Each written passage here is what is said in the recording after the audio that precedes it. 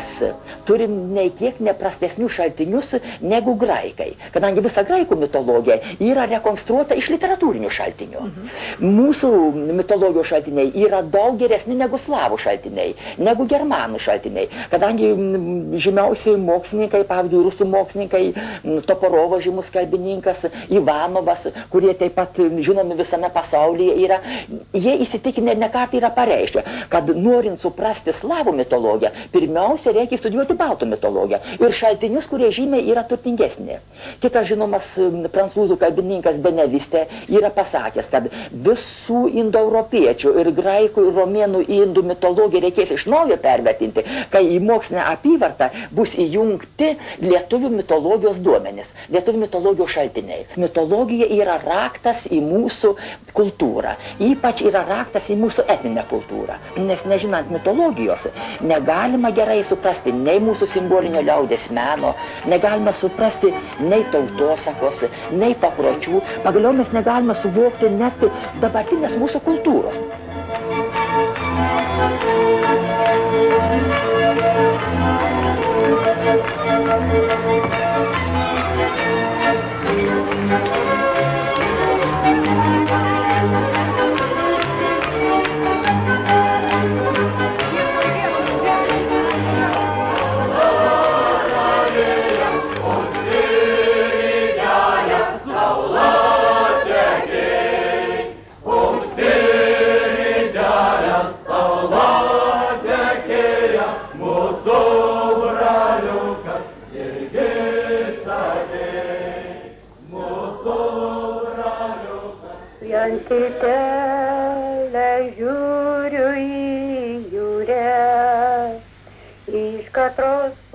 Aš gimiau ir augau tokioj gražioj Žemaičių vietoj, kur iš vienos pusės matėsi Švietkalnio kalnas, iš kitos pusės Dyvičio kalnas, visai netoli Medvėgalis, Dyvičio ežeras, Požerės ežeras.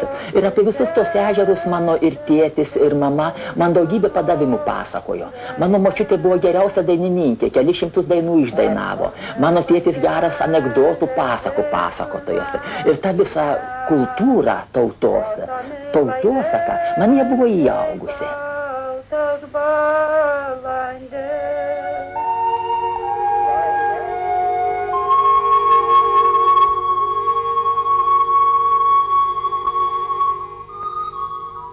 Laukuvos bažnyčia. Čia Norbertas tarnavo klapčiuku. Mama svajojo, kad jis taps kunigu. Lankė Laukuvos gimnaziją, dabar pavadinta biovardu. Besimokydamas iš giminių senelės, ėmė užrašinėti dainas, pasakas. Viskas prasidėjo tarytum savaime.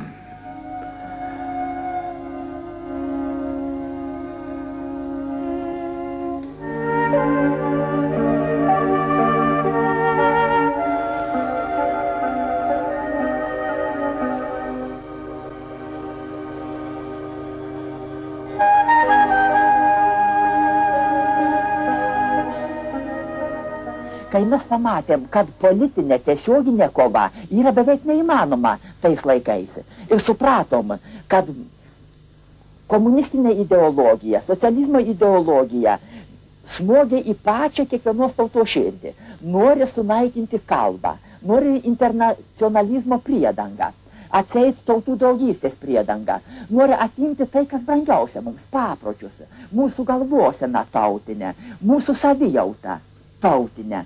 Ir kad norint išlikti mums lietuviams, mums reikia už tai ir pradėti kovoti. Rūta žalioj,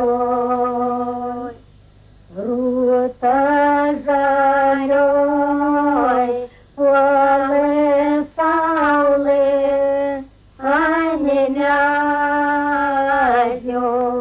Mes pradėjom ne tik patys užrašinėti mūsų kalbą, vietovardžius rinkti, tautosaką, dainas, aprašinėti papročius, būrėmės į tautosakos, etnografijos, kraštotyros būrelius, bet iš visos Lietuvos žmonės vežėm į universitetą, organizavom vakaronės, kur būdavo šokama, dainuojama, ir ten kaip tik tai ir gimė pradžia visų tų kompleksinių ekspedicijų.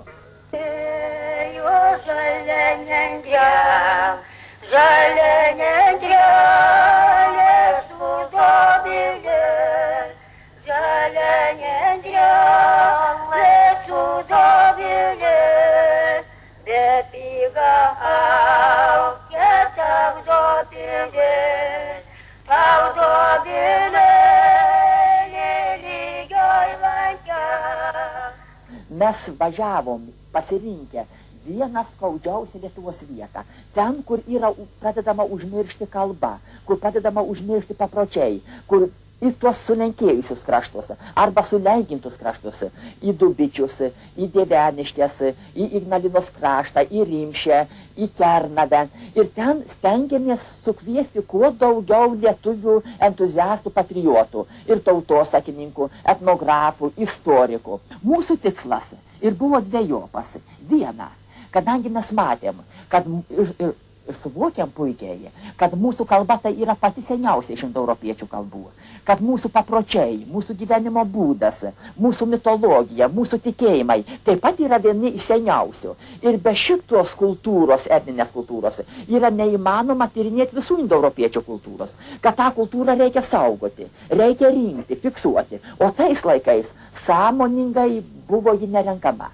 Jeigu buvo renkami papročiai, tai buvo renkami tik dabartiniai papročiai. Taip ir buvo sakoma, kad reikia skatinti modernius tarybinius papročius, o atsisakyti pasenusių papročių. Kada pamatė, kad pas mus tiek daug plūsta jaunimas, mums pradėjo trukdyti.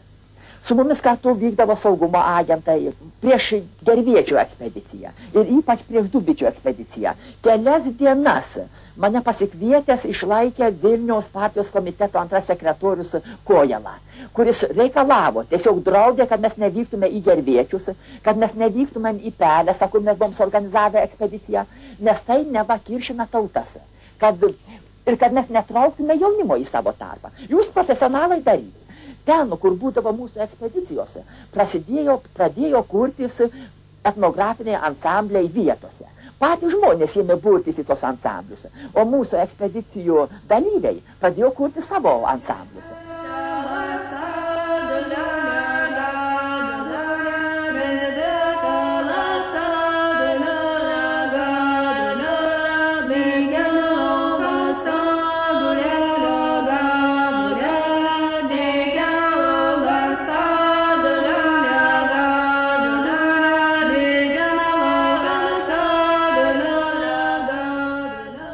Turėjo vieną įgimtą Dievo dovaną, kad galėdavo labai daug, labai sklandžiai ir įdomiai pasakot. Kaip jo kurso draugai, taip ir sakydavo, kad jis gali kitus įtikinti tuo, kai jis nebūtinai gal pats tuo tiki. Nu ir tas jam labai padėdavo organizuojant tas ekspedicijas. Anksti ryte reikėliau. Tautosakos ekspedicijų metu jis buvo visų keliauninkų dvasia. Jo energija visus uždegė, visus palaikė. Norberto Vėliaus ekspedicijos pačios tapo legenda. Nei gegutė kukavo, tik močiutė dūsavo, žadino būdi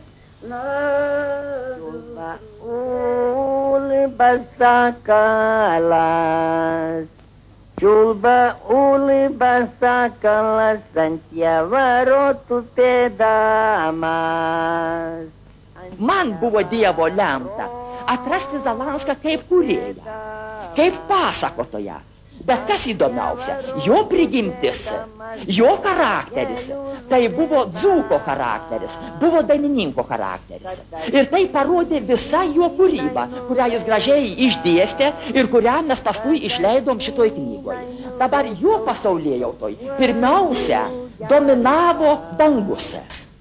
Ir jeigu jis dainavo dainas, ir mes pažiūrėtume kokios dainos, tai ten daugiausia rasim dainų apie saulę, apie dangų, apie žvaigždes.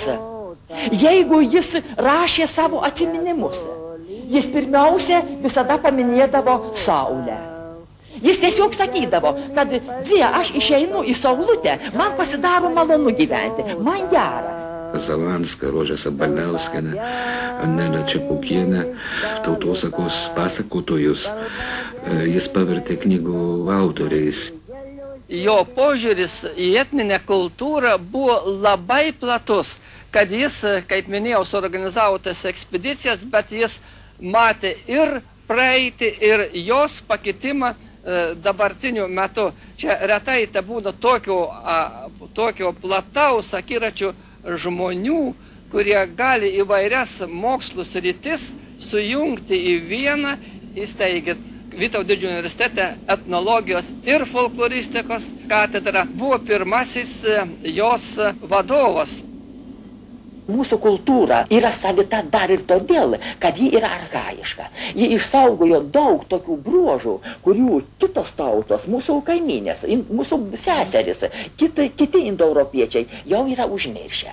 Ir ką mes dabar turim savo galvose, savo visoje tradicijoje, daugelis tautų to nebeturi. Ir daugelio tautų požiūris į gyvybę, į mirtį, į saulę, į dangų, į kaimynus irgi buvo kažkada panašus, bet jis jau yra suniveliuotas, o mes tą savitumą išlaikėm. Tai dabar pirmiausia, kaip rodo mūsų tautosaka, mūsų mitologija, mirtį ir gyvybę mūsų tauta suvokia kaip nesibaigiantį ciklą. Ir kad tai yra prielaida, gyvybė, mirtis, tai yra gyvybės prielaida.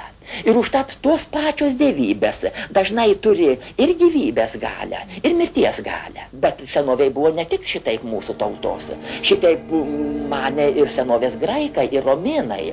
Ta pati deivė žemyną, ta pati deivė motina ir išleidžia į savęs gyvybę ir pasiima į save.